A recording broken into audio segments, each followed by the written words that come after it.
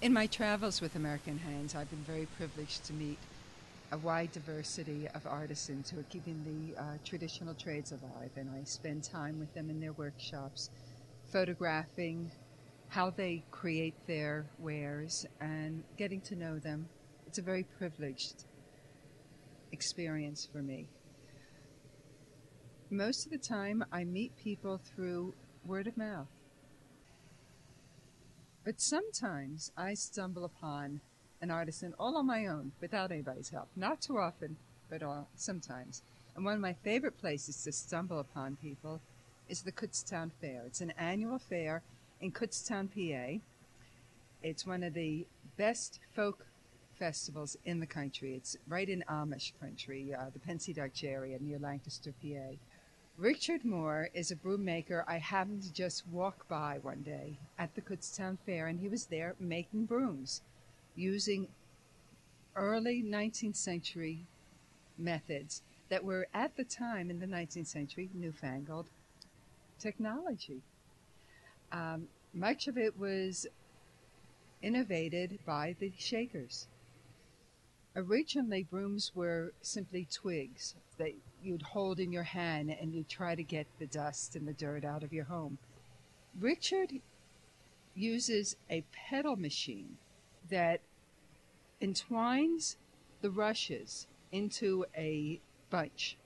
Well, this machine was at the very, very beginning of the Industrial Revolution, and the way it worked influenced machines throughout the 19th century and into the 20th century.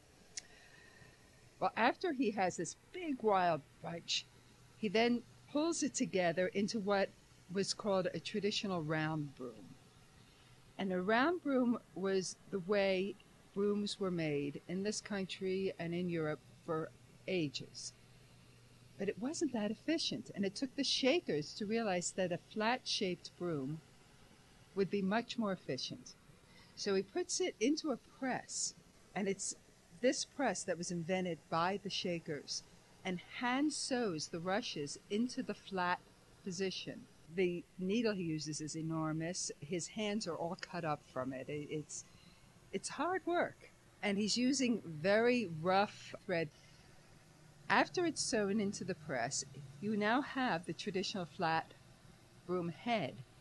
To put on the handle, he uses beautiful hardwood handles. He will do a basket weave and hand weave it onto it. And he concentrates really hard on this. It's like this is part of his art, how beautifully he can attach it to the broom.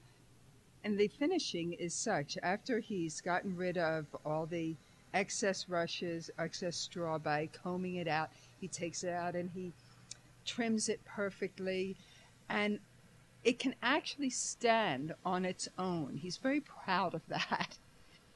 It is made like iron. I was talking with some people who bought his brooms, and they said, you were tempted to just leave it up on the wall because it's gorgeous, but it works for years. And there was one person that had one for 10 years, and it was still working.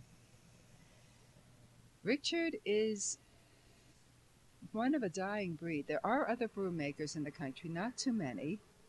And unfortunately, Richard has gone into what we hope is temporary retirement. The last time I spoke with him, he and his wife had said they're not going to the Kutztown Fair anymore. It was just too hard for him. And the last time I was up on their website, it said that he was taking a hiatus. I can only hope he will return to broom making. It is a wonderful craft, beautiful to watch. This is just one of many of the artisans that I am following.